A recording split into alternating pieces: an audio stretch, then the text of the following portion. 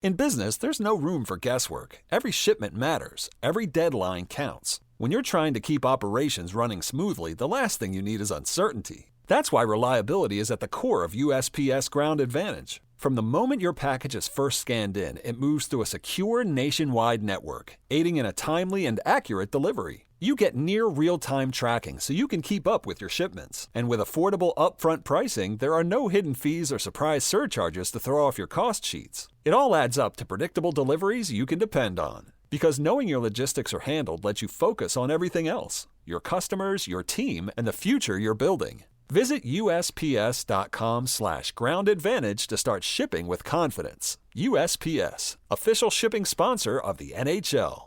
Always follow the money. That's what I always say. You always follow the money. Yeah. This is Follow the Money with Mitch Moss and Paulie Howard on VSiN. Welcome in live in Vegas. Circa Resort and Casino is the spot. Mitch Moss, Paulie Howard here on a Wednesday. Loaded final hour of the program. We're going to bump up our best bets in pocket plays coming up in 15 minutes because Zach Cohen from right here at VSiN is going to join us for the final half an hour. His takeaways from the NBA draft last night. We'll look at some futures in the offseason and also a ton of content from him at the NFL betting guide that you can find right now at vsin.com/subscribe. These two matches in the 6 o'clock Eastern window are about to kick off, and you're seeing the money line here on Brazil go to the moon. Yeah. And it's coming back down on Morocco. Big time. The parlay's $1.40 now.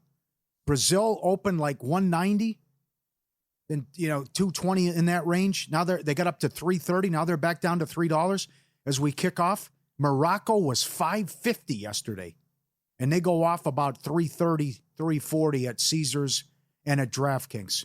So the parlay turns out to be about $1.40 here with these two big boys going and seeing they both should going to advance. I should probably take a little under 3 right now in this Morocco match. Yeah, I'm with you. Based on this again, because if Brazil jumps on Scotland early, that is probably a big if based on how Scotland's going to play this match. And Dallin Cuff joined us in the previous segment talking about how they're going to park the bus and they want nothing to happen here. If they score early, it's bedlam.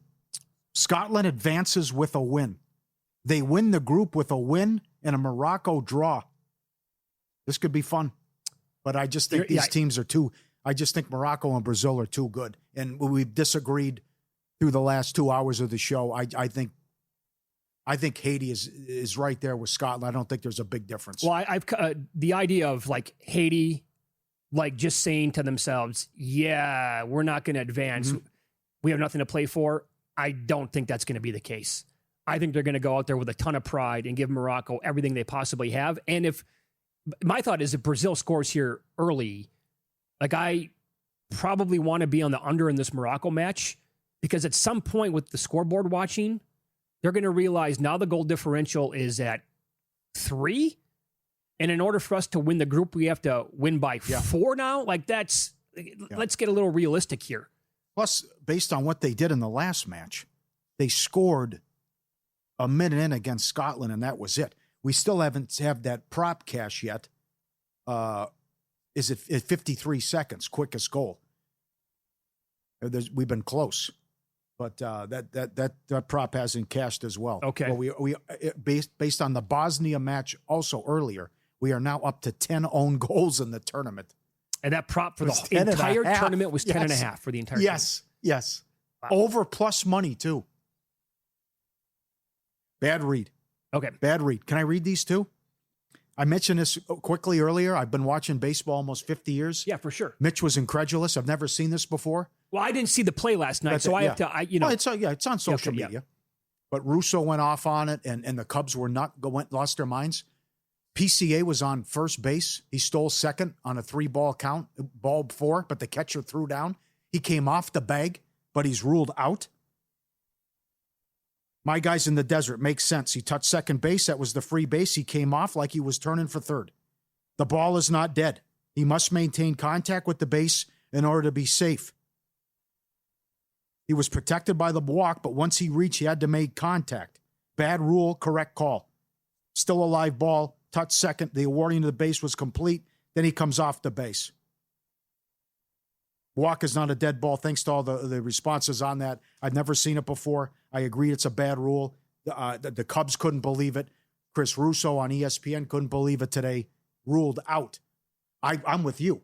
The throwdown doesn't matter once it's ball 4. But comes off the bag, ruled out. Cubs couldn't believe it. They won anyways and blew him out again today. Comes off the bag. His body's towards third. That's an indirect move towards that base, but it doesn't matter. You're off. It's like you're trying to take it. So then technically you're going to be called out. See, the throwdown's nullified. The throwdown shouldn't count because it's a moot point. I've been awarded the base. That's what I would think. It's a walk. I get second base. Now, how many times has this happened in the history of the sport? I've never seen it. But there's no way there are some baseball, like MLB Network has to be all over this with other examples. I would think. I've never heard of it before, but it's got. Well, I mean, the stars have to align. I know they do for it to happen. The catcher's going to throw down if it's a close pitch. Then he's got to come off the bag. Because I guess bizarre. How many times will the player who's attempting to steal second base actually go all out after it's already a walk or a ball and then slide into the base and that's. Are they going to give up? No, it's not what I'm saying, but intriguing. Okay. Sure. Certainly interesting. Takeaways last night from the NBA draft. I love what Oklahoma City did. I love what the Spurs did. The West is only going to get better. The East is only going to get better. This league has so much talent now. But the one move I wish Oklahoma City would have made, they took Bennett Sturts. I hope the kid's going to be a great NBA player. He might be. A lot of people love him.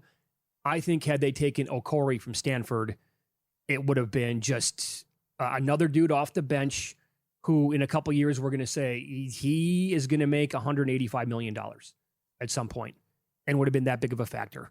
But I'm kind of nitpicking there. And for San Antonio to get Quaintance and also Terrace Reed, like the Spurs could not take Wemby off the court against the Knicks. Luke Cornett had to come in. Do you know how crazy that is? And those minutes were embarrassing most of the time. And what'd they do? Well, we got 2 first-round picks. We're going to go take the 2 best big guys that are still remaining. I thought that was excellent out of them. I also love this cost me a couple of bets, and that was because I had Boozer to go second overall, Peterson to go third, but Peterson going to the Jazz is better for Utah futures. I just think that team's going to be deadly next year in the West. My one thing is, if you really want to get nuts, just like look at the schedule early on in the regular season. When they're catching teams in the right spot, they're going to blast these teams.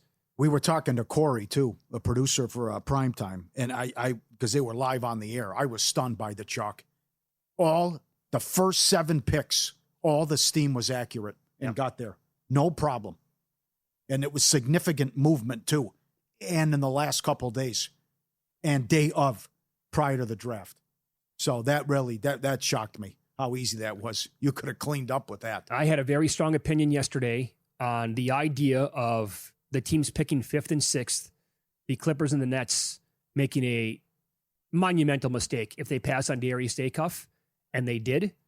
And I will admit it if I'm wrong. It could be proven in a year, 2, 3, whatever it is. I still can't believe they did it. And I think those other 2 players I think Brown can be really, really good.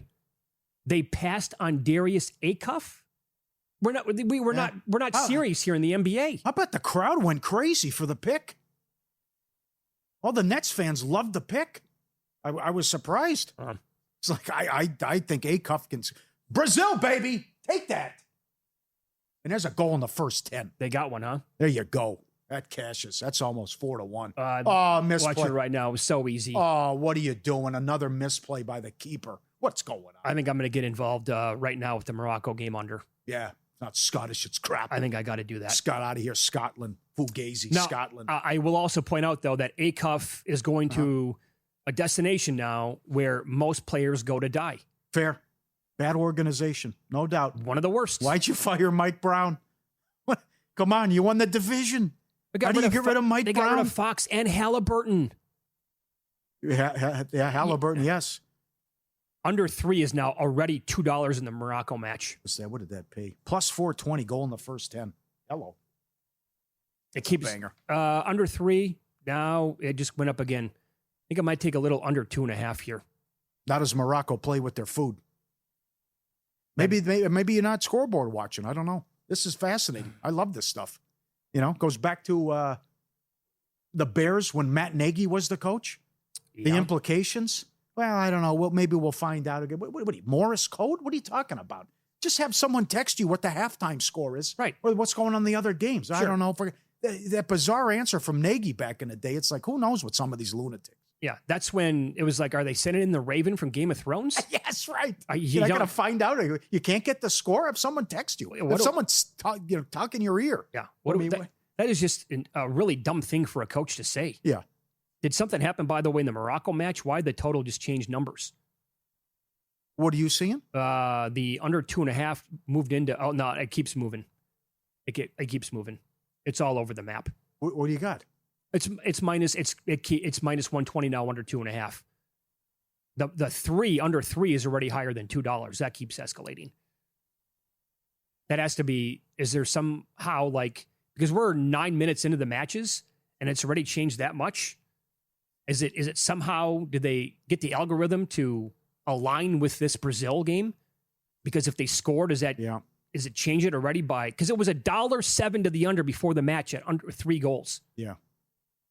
Because now they figure, Brazil's going to get another one. Sure. Then you can't overcome this goal and difference. What? I tried to bet under 2.5 minus 118. Bet's rejected.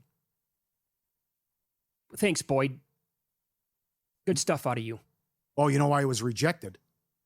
You got lucky. Haiti just scored. Oh, did I? Are you kidding? No, that's why I was asking if the number. You're right. Haiti just scored. Okay, well then, thank you. Oh my God. Thank you. I'll get a better number. Actually, why did they not offer a market correction then? Yeah. Well, this stuff is changing all the time. It should have popped up hey, here's the new number now. Would you like it? It never did. Did that first 10 get there or no? It looks like it was right after the 10. Oh my God. All right. That's a maybe banger. It did. Maybe it did. That is a banger. Yeah. Haiti, not to be trifled with. How about that? Sure. Now where are you at with Morocco? Yeah. What are they playing for? I know. It's over now. Forget it. We'll get to our in-pocket plays coming up on Follow the Money. It's VSiN, the Sports Betting Network.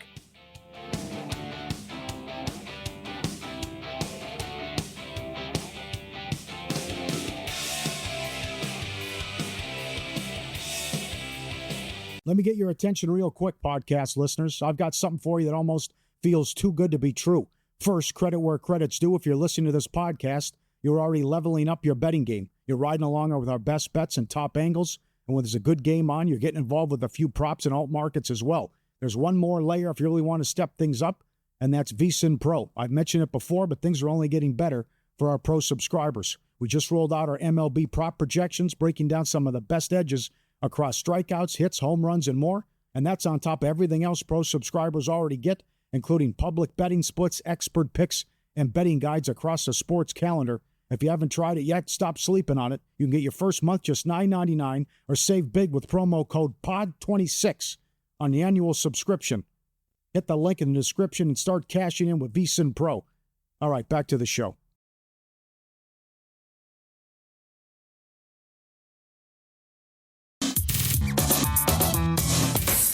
The guy has an algorithm to determine the winner of any given college basketball game. Someone gives you 10,000 to 1 on anything. You take it. Take it. Take it. I bet you $20 I can get you gambling before the end of the day.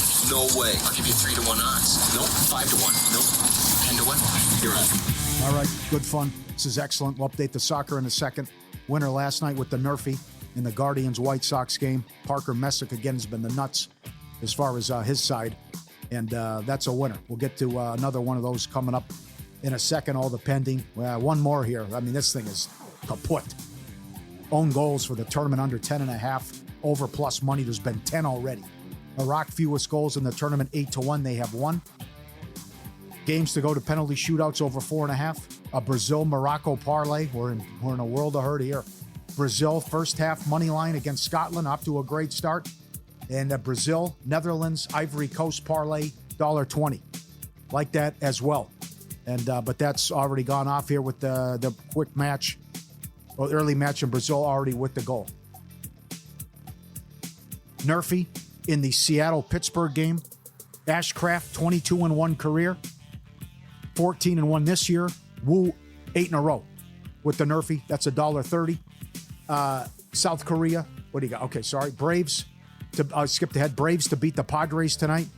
Sears is going for San Diego. ERA of 11 in AAA. Used 7 guys out of the pen last night as well. Mbappe to score against Norway Friday, $1.10. Right back on the Mbappe bus. Mexico, under 2.5 tonight. Very popular, but like it against Czechia. And the plays earlier, I missed. What did I have, Luke? We can back up. Back up. Thank you. Austria, Algeria, under 2.5. Significant juice to the under. I said it why earlier. I'll revisit it later. There's 1.5s out there now. You're actually, the loser is in a better position. It's convoluted. Senegal, Belgium, parlay, and South Korea to get it done against South Africa. And this is from Mitch Moss. We can't bet this. It's at DraftKings.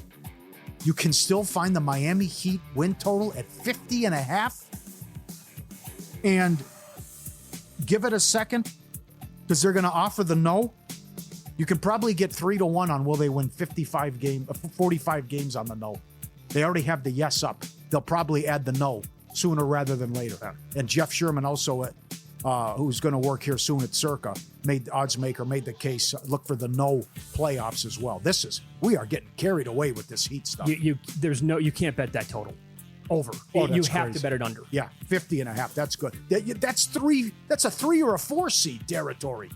The Knicks won 53 games. Oh. All right, so I did get a couple of bets in on this Haiti-Morocco match after Haiti scored about the 10th minute to take a 1-0 lead. I bet under 3.5, minus 110. Yeah. And I also took Haiti to win the match at plus 330. Good number, yes. I did. Because with now Morocco, they needed to overcome the goal differential, and they were behind Brazil by 2. Now it's 10 minutes in, it's 4. Uh-huh. Brazil leads 1-0. I'm picking up what you're putting down. So I'm taking a shot here with Haiti to pull this off. Yeah. At plus 330. Like this Haiti club. Underrated. Yep. You guys were urinating on them. Like Haiti. The bets for the draft in pocket, no good. Took a shot with Peterson first and third under the idea that Boozer could go second. And they did not come in last night, to your point. All the chalk got there. And Colombia minus 1. I guess, thank God I got out there with the push, because they somehow could have, ended in a draw last night against Congo. Yeah, no kidding. I have no idea how. Couldn't believe it. Isn't this something? That's the way soccer goes sometimes, man. We always talk That's about soccer, Susan. We always talk about the hot goalie in hockey. Some of these performances have been legendary. Yeah. With Congo and the guy from Caraco or wherever it was. Cape Verde, I think. Cape Verde, another one, yes. Isn't he the 40-year-old who had all of a sudden has 8 million Instagram followers or something like that? Yeah, from 50,000 up to millions. Absolutely. Well, we'll see. This is the Netherlands to reach the quarters pending, plus 140, along with Morocco. I think I said earlier, as of right now, they would actually play. But that was now before Morocco might, who knows, lose this match. Anyway, that's pending, as is South Korea and South Africa tonight, over 2.5 at plus money. The new stuff, Paul, we're on a common play tonight. Pirates, Mariners, Nerfy. Wu's been really good, 8 straight against the opponent. And as you said, Ashcraft, 22-1. And the Rays now, Griffin Jacks was used as an opener quite a bit. And now he's turned into a starter for the Rays going against the Royals. I'm also on the Nerf there, minus 130. And talked about this earlier. Mexico and the Czechia match tonight. Mexico has nothing to play for. They're qualified. Mm-hmm. They really can't gain anything. They probably are going to sit their yellow-carded players to protect against suspension. The keeper for Mexico has been really, really good. The 2 top strikers have yellow cards. I'm going under 2.5 in this match, laid 15 cents with it. What is going on? How is Haiti plus 380 to win this match at DraftKings? What am I missing? I'm taking a shot. Was there a card or something? This is crazy. I buy what you're selling here. I'm totally with you, man. Haiti is plus 380 to win at DraftKings, Caesars, Will Hill. They have the lead, and you broke it down beautifully with the goal differential here now. With Brazil up 1-0. Haiti's already been eliminated. Scotland's out too. Assuming they don't come back and shock the world. They're 25-1. How about this? Haiti to win the first half is minus 135. 20 minutes in? Yeah. Yeah, not bad. Not bad. Talk Cohen coming up. Our VSiN NFL betting guide's out now. While you're betting futures, win totals, division races, MVP, Rookie of the Year. Our guide helps you get ahead of the market before training camp begins. Get it today with our football special, just $175. Team breakdowns, projected win totals, best bets, futures, power ratings, and more. And you get every best bet, every host, every guest, the real-time betting splits, 24/7 video on the Watch app, vsin.com/subscribe. It's phenomenal. We'll talk more about it coming up. vsin.com/subscribe. Get the football special now. I'm going to throw some other bets at you right now just to consider. The exact score at halftime, Haiti 1-0 is even money. Yeah. A draw at 1-1 is plus 185. What's the other? Haiti 2-0? Yeah, what's 2-0, that? 12-1? Morocco 2-1 is plus 750.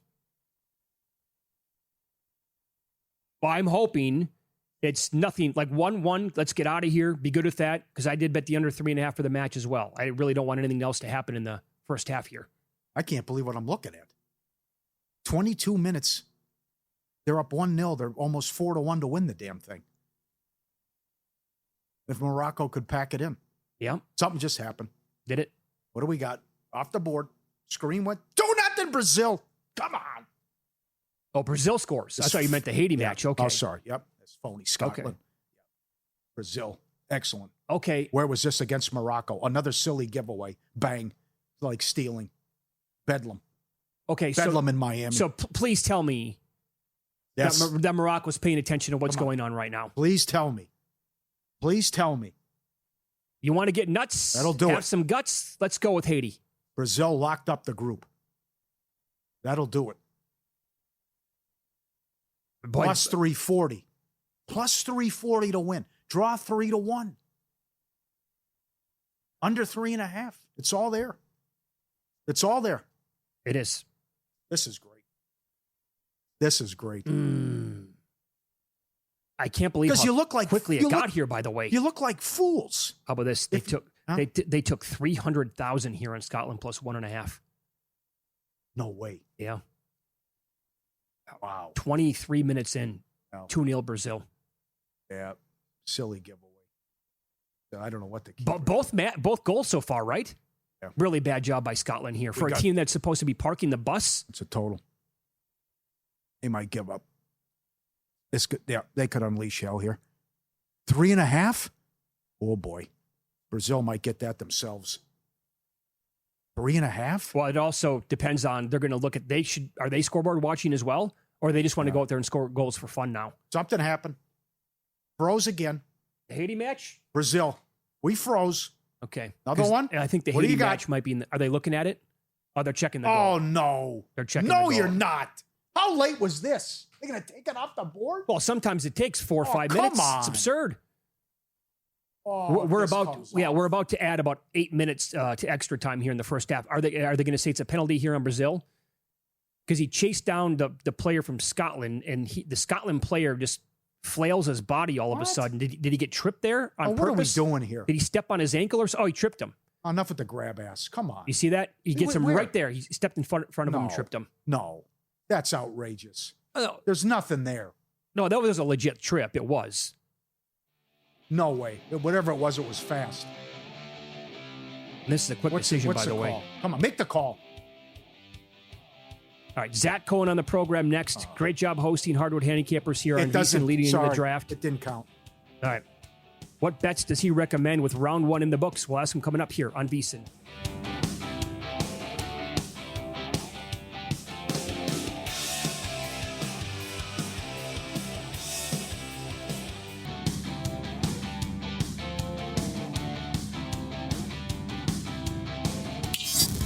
This is Follow the Money on VSiN. It's good to have you on board here on a Wednesday. Right now, World Cup action. Brazil 1-0 against Scotland. They took that goal off the board. They are in the 29th minute right now. And the other match is Haiti 1-0 over Morocco in the 30th minute of that match. NBA draft first round in the books from last night. We go out to the progressive guest line now as Zach Cohen joins the program. Zach hosted a special NBA draft edition of Hardwood Handicappers, a great podcast throughout the NBA season here at VSiN last night. And Zach, thanks for the time today, man. Tip of the cap. You were awesome with your guests last night. You had Bruce Pearl on and Ryan McDonough, who's a former GM of the Phoenix Suns. I thought it was a great listen on the way home. Thank you. Yeah, I was really lucky to have those two guests. The producers did a great job of putting that together, and hearing from Bruce Pearl was great. And Ryan McDonough has been awesome every time I've talked to him. Really nice guy too. Yeah. So how did you do with your bets on the draft last night?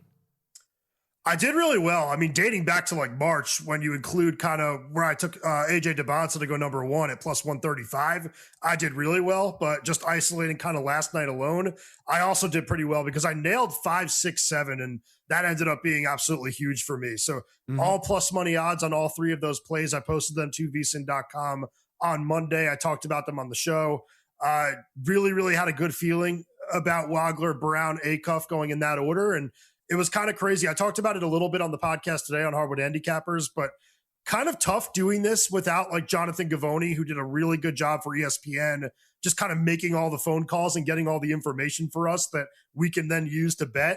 But this year, it felt like the players themselves were kind of spilling more information than we usually do. I mean, Wagler talked about having only played for the Bulls and Clippers in workouts, and that kind of made me feel like the Clippers were the only option because we all knew Caleb Wilson was going number 4. And Brown spoke a lot about his relationship with some of the Brooklyn guys. And Acuff, I just think we all knew Acuff was going to Sacramento. Okay, what do you think of the Michigan guys and what their future is in the league if they can develop and be stars?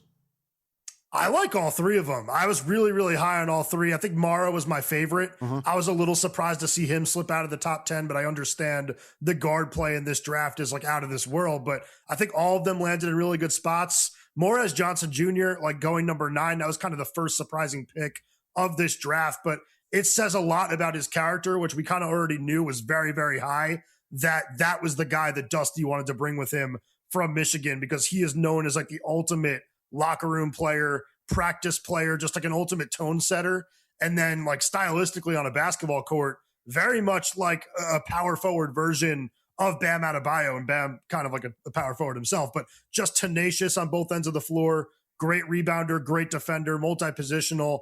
And if he ever kind of works to establish his 3-ball and finds a way to be, productive from out there, he will end up kind of being somebody that overperforms that draft slot. And then the other 2, Mara, I think in OKC, that's an unbelievable fit. The Thunder were probably my biggest winner of the entire draft.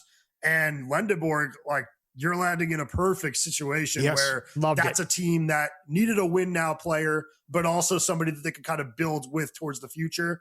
Lendeborg is going to be able to help them on both ends of the floor right away and get a little bit better. So it was a loaded draft. I hope it lives up to the hype.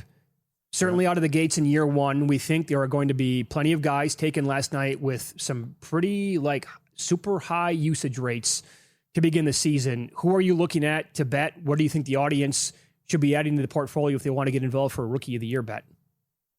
So I really think it's going to be Boozer. I saw a plus 260 out there. I definitely wish that the number was a little bit better, but just given the role that he's going to have in Memphis next season, I feel like he's going to be the number 1 from the second he steps on the floor. Feel similarly about like Darius Acuff Jr., but it is a little bit harder for guards to transition into the league. You're probably going to see some high turnovers. You're going to see some poor shooting percentages. Still think he's going to end up being a great player. But Boozer, I think, walks into the league and averages like 16, 9, and 5. I think he's that good of a player. So I think that's the pick if you're looking to make one towards the top of the board. A little bit further down, I do like Braden Burries if Milwaukee moves on from Tyler Hero. Just feel like there's going to be a world of opportunity for him there.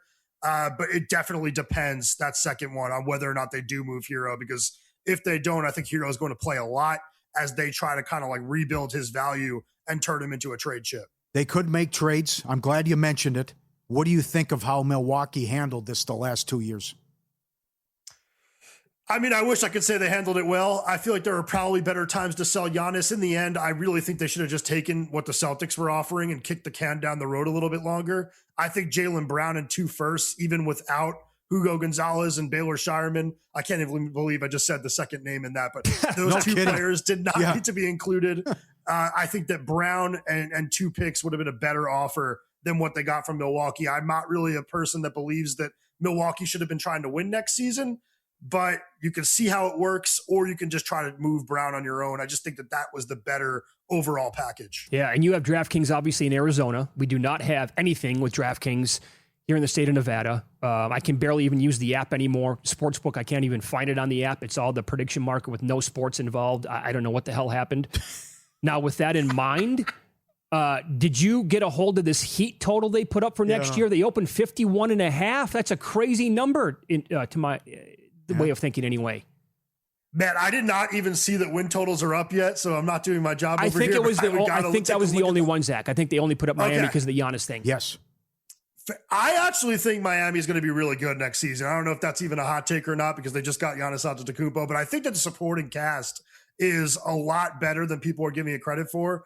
I know that Shams and Windy are both saying that Norm Powell won't be back, but under the cap rules, if Wiggins does decide to play in a longer term contract for Miami and takes a little bit less money, they can bring Powell back. So I kind of expect them to do that. So I don't know why that reporting is out there right now. Maybe I'm completely off on it, but I do think the starting 5 is going to be Mitchell, Powell, Wiggins, Giannis, and Bam. And then off the bench, they have some decent pieces too. I mean, Bobby Portis is an expensive contract, but they at least got a rotation player in him coming in to back up the 2 bigs. And I think Pelly Larson's a really good player. And Nikola Jovic is somebody that really hasn't panned out for them, but if he just needs to stand in the corner and knock down threes, he's definitely capable of doing that. And then you're probably going to get a couple of ring chasers with those guys. Like I think Kevin Porter Jr. is somebody that's going to follow Giannis to Milwaukee. So that's something that I'm definitely factoring in. I feel like he played on a $5.5 million deal last year. The Heat will be able to offer something close on the vet minimum, but the state taxes might make up for that. So I think that that's a situation that we might see unfold, but I think Miami is going to be really good. So 51 wins, I definitely think is within the realm of possibility. Where would you like Jaylen Brown to go to? I think Portland, like if I didn't absolutely hate their owner, it would be a really good spot for him to go to. Like if I'm a player on the Blazers, like even Denny Avdia, like I'm trying to get out of there as soon as possible, but ignoring that, I think that that's a really good location for a superstar. And if all he cares about is being the number 1 on his next team and doesn't really care about where he's playing, not that I've been to Portland, I don't know what it's like. I do think that that's a really good basketball situation for him. All right. So JVT and I are all about 2 teams. I'm on the Hornets again this year. I think you were part of the Hornets train as the Steam last year as well. And also the Jazz, right? Are you in that same boat? Do you like both those teams after last night? Yeah, I wonder if I was part of like the first text that went out about that with JVT. I am absolutely bullish on both of those teams.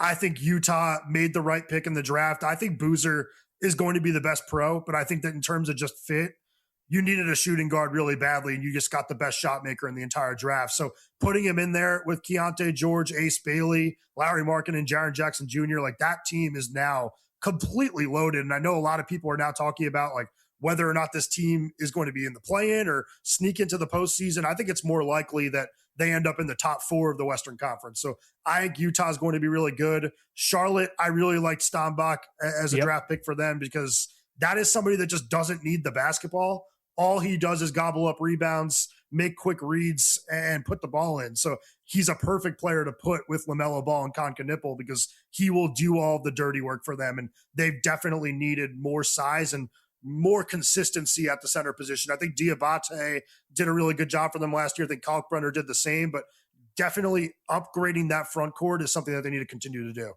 By the way, World Cup note, it looks like the DraftKings screen is freezing right now for Haiti and Morocco. Yeah. Do you have anything there? Waiting. We're still waiting.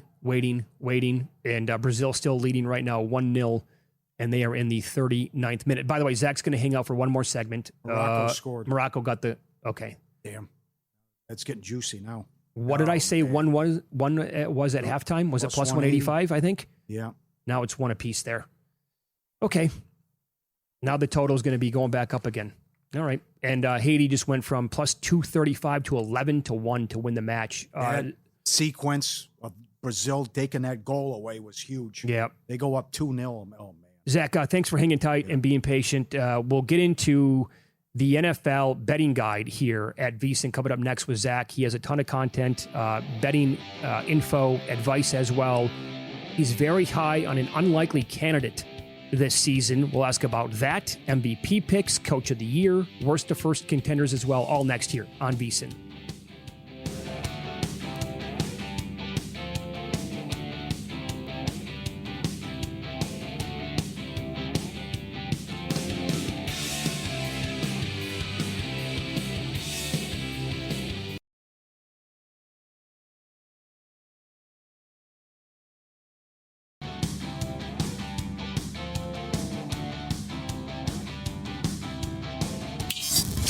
This is Follow the Money on VSiN. As our producer Luke called it, a world-class ripper by Haiti. Another goal, 2-1. Well, my bet's dead. Oh, under 3.5. Kiss that one goodbye. But as soon as Morocco scored to make it one apiece, Haiti went back to 11-1 to win. Now they're plus 175. They are... They're going to have the lead at halftime and almost 2-1 to win the damn thing. And I think 2-1 was 12-1 in the 30th minute when he ran down those exact scores. That's what you said. For the match, this is going to be a banger. 2-1 Haiti exacta was 45-1. Sure. We're really getting into some. 3-1 was 175. It's in play. It's in play. Come on, Brazil. Oh, so close. All right. Hanging out here. Zach Cohen, still on the program, the Progressive Guest Line. By the way, make sure you give him a follow at Betting On X. Does a great job on a daily basis throughout the entire year on whichever sport he's writing about and betting on at that time at vsin.com. Let's go betting guide now, NFL guide out vsin.com/subscribe. I called them an unlikely candidate, but you really like Minnesota, huh? Going into the season? Yeah, I did this last year too. I feel a little bit better about it this year, though. I just feel like this team, as long as they have Kevin O'Connell as their offensive play caller and Brian Flores as their defensive play caller, I'm going to feel really good about them. And I feel like so many things went wrong to start last season that they can't possibly happen again. I mean, the offensive line health was a disaster to start last year. They should be in better shape up front this year. And I do think that the quarterback room is going to be a little bit better with Kyler Murray coming in. I mean, I do live out here in Arizona.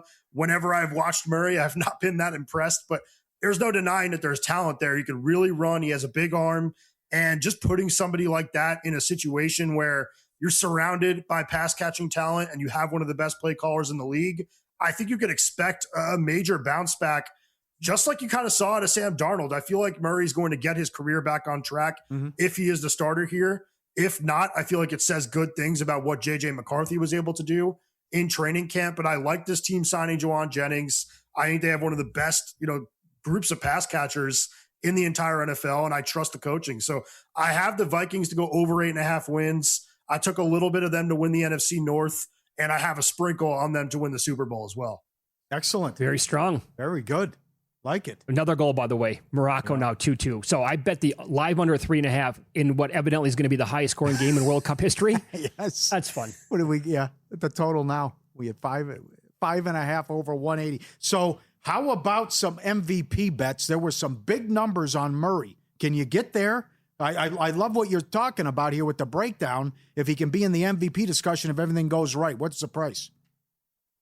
I mean, I sprinkled it at 70-1. I can't say it's the most confident I am of all the selections I gave out in the guide in terms of just that award to win MVP, but I do think there's a chance. I mean, like I said, Darnold played so well for this team, and that kind of came out of nowhere. I feel like it's a very similar situation. You have Jefferson, you have Addison, you have Hawkinson. Like I said, they added Jennings. Yeah. The pass catching talent is there. If they can keep him upright and he's not running for his life every possession, if he's throwing from a lot of clean pockets, I think the sky is the limit in terms of the numbers he could put up. So between the rushing and the passing, I think we're going to see a really strong season out of him if he ends up being their week one starter. So Kyler's one guy that you bet to win the MVP. You wrote about three others as well. you didn't go with any non-quarterbacks because they win the award so often. But who else do you like other than Kyler Murray?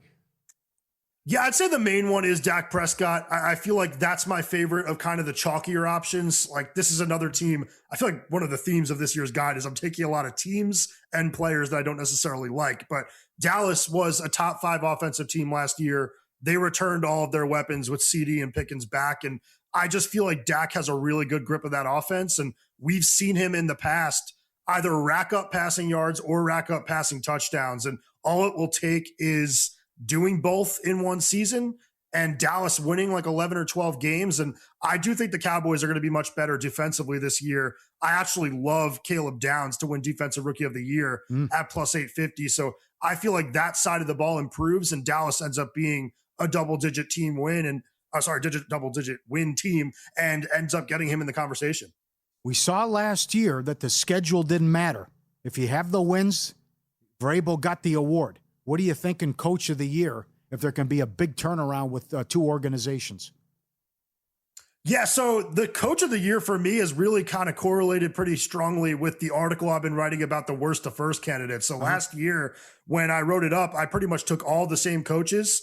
This year, pretty much the same. I like the Saints and I like the Titans as 2 turnaround teams this year. So I took Kellen Moore 12-1. I took Robert Saleh 14-1. And in Tennessee's case, I'm not even a big Saleh fan. Like, I am a Jet fan, so I don't have the greatest memories of him as a head coach, but I loved them hiring Brian Daboll. So I think they're pretty well set on both the offensive and defensive sides of the ball. And I feel like that's a team that's going to make a pretty big jump.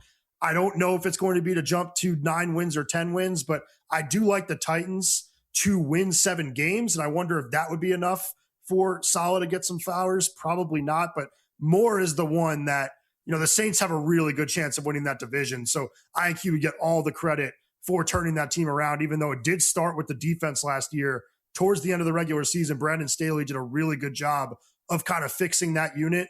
They now head into this season with some real momentum on that side of the ball. And offensively as well, I've like talked about weapons with all these other teams.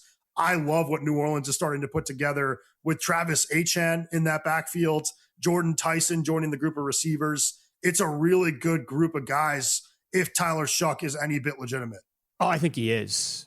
He is one guy that I'm going to sprinkle on to win the MVP, and I'm with you on the Saints too. I think based on the schedule, everything you just ran down, taking another wide receiver in the top 10, I think the Saints can push to 10 wins in that division, win it, and then Kellen Moore is going to be obviously alive to win the Coach of the Year there. The 2 highest power-rated teams in football, probably in the same division, Rams and the Seahawks. What do you want to do with the 49ers? I like the 49ers to, potentially win that division. I haven't taken that yet, but I went over 9.5 wins, a little bit juicy at minus 146, but I think they're a double-digit team win. I keep saying that, but I think that they're also a Super Bowl candidate as well. I just feel like if you look at the offensive weapons that team has, it's something else. I mean, they've brought back the guys that have been great there for years now. Christian McCaffrey being back, George Kittle being back. I think Ricky Pearsall showed out really well last year. And now you're adding Mike Evans to the mix. Like, this is a team that I think is going to be impossible for opposing defenses to stop. Purdy is one of my MVP picks as well. So kind of spoiling everything I have in the guide right now. But Purdy's a player that has been very, very sharp early in his NFL career. Injuries have kind of gotten to him. But last year, in terms of like Pro Football Focus grade, he graded out as one of like the top 6 quarterbacks in the NFL. So with an improved group of weapons, I think he takes that a step further. And defensively, no more Saleh, but I do like Raheem Morris as a defensive coordinator, even though I don't like him as a head coach. And I think that they did a decent job of kind of retooling that team. So it is a loaded conference, loaded division, everything. But I do think San Francisco can get to double-digit wins. And if they're in the playoffs, I really think they have a chance of beating anyone. All right, very good. By the way, you talked about 3 of your MVP bets that you have. The 4th one is in the guide. Go get it today, vsin.com/subscribe. And you can also read the analysis and the breakdowns by Zach. They're in-depth and at length. So very well done by him with much more analysis there. What about the team in your own backyard, the Arizona Cardinals? Are they the worst team in the NFL? Did you maybe bet them for the most losses of the year? I haven't yet, but I really should look into it. I should either look into that or the under on the win total. I mean, when you have like a Jacoby Brissett, quarterback controversy, that's never a good thing. And when your best player is a running back, that is also a problem. So I think that team was way too far away to be drafting Jeremiah Love. I think that he's a fantastic player. He's going to be one of the best running backs in football. But man, like without quarterback play, I don't know why it matters to draft an elite running back. I thought that was a mistake. And defensively, I don't think that team's going to be much better. They will probably be the worst team in football this year. Yeah. Great job, Zach. Today, yesterday on the show as well, and every day when you're writing and in the guide as well. Follow him on X at Betting on Zach. He's Zach Cohen. Thanks, pal. We appreciate it. Good luck tonight. Thank you so much. I appreciate it. Yep. I think Betting on X is what he's at Betting on X for the Twitter handle. All right, so both these matches are now at the half. 2-2 Morocco and Haiti. That game exploded. Was that all after the hydration break, by the way? I think it was three of the goals after that hydration break. Yeah. And Brazil, by the way, had another chance for a third goal. And then they had one taken off the board. Right. They lead 2-0 right now. Draw 18-1. 3.5's the total, under -120. Morocco, Haiti total, 5.5 over -180. Yeah, Morocco's higher than $2 to win the match, and the draw is in the 3-1 neighborhood on that. Brazil looks great. It could be 4-0. They look fantastic. Yeah, I don't disagree. Stay tuned. Coming up next, VSiN Primetime. Femi Abebefe, Will Hill. They're going to take you through the entire live betting evening. Then you can wake up early tomorrow, VSiN by the books at 7 a.m. with Jensen and Dave Ross, followed by a numbers game at 10 o'clock Eastern time. Best of luck betting tonight. We'll see you.